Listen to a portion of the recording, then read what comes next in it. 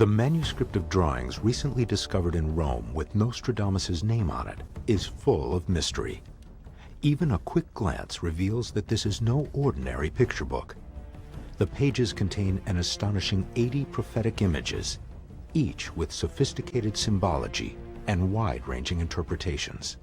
In 1870, when we had the end of the temporal power of the Pope, we had the entrance of the Italian soldiers in Rome through the door of Porta Pia.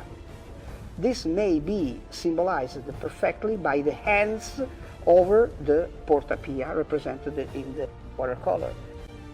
When Rome is invaded in 1870, the Pope loses political power, and the Catholic Church is changed forever.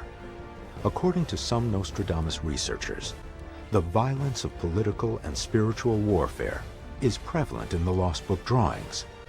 These experts believe that Nostradamus' visions span centuries, all the way into our modern age. Some of them tend to be more dark, and the darkness of some of these could focus on the prophetic element of announcing the day of doom. That he'll send thunders flashing gun on gun, first near then far. In quatrain number 499, Nostradamus references a king who will one day cast a lot of thunderbolts into the nations of Europe and then later deep into the lands of the West. Now, this is interesting considering the fact that Iran has named their missiles Thunderbolt missiles.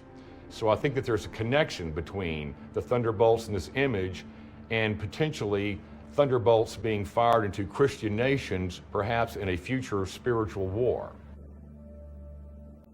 But some scholars claim that the drawings also contain glimmers of hope and hint that man determines his own fate, a theme that echoes throughout Nostradamus' prophetic works. There are some positive symbols, such as the olive branch in the beak of the eagle, which is a symbol of peace. The one that I found very interesting is this image right here, which is the chalice, which is a symbol of the Eucharist, but here it's turned upside down. And coming out of the chalice is this floral image, and the redness of that is the giving of the blood in the Passion. Another drawing containing a red flower is interpreted in a more ominous way. Roman pontiff, beware of approaching the city that two rivers flow through. Near there your blood will come to spurt, you and yours when the rose will flourish. That one relates to image 49, which shows the loose papal crown and a severed, bleeding arm holding a rose up to the crown. It's showing that, okay, the dissidents, the Orsini family, who were part of the Roman mafia that didn't like the current pope, their symbol was the rose, so it can relate to the turmoil that was going on in the church in the 14th century, or it can relate to this future event that Nostradamus is talking about. The manuscript is said to warn repeatedly of future trouble for popes and the Catholic Church. Some believe this message is directed at the 21st century, when religious clashes are escalating to a dire degree. What we have in image 63 is really fascinating. We have the columns that support reality. We have one of them being knocked over.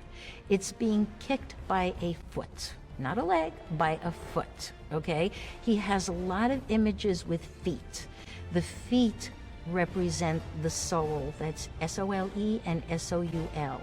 Next to it we have the snake, okay? The snake is the DNA. Souls are evolving in consciousness and knocking down all of the old theories, all of the old ways of looking at the old paradigms is what we really call it. Image 78 shows a crowd, including a cardinal in the background, taking away the Pope's power or attempting to take away the Pope's power. There's a change in the church, yeah. No matter which church it is. It doesn't really matter who the religious leaders are. They're changing. It's all changing. These images only begin to touch on what some believe is a chilling message at the dark heart of the Lost Book manuscript. But only time and more in-depth analysis will tell.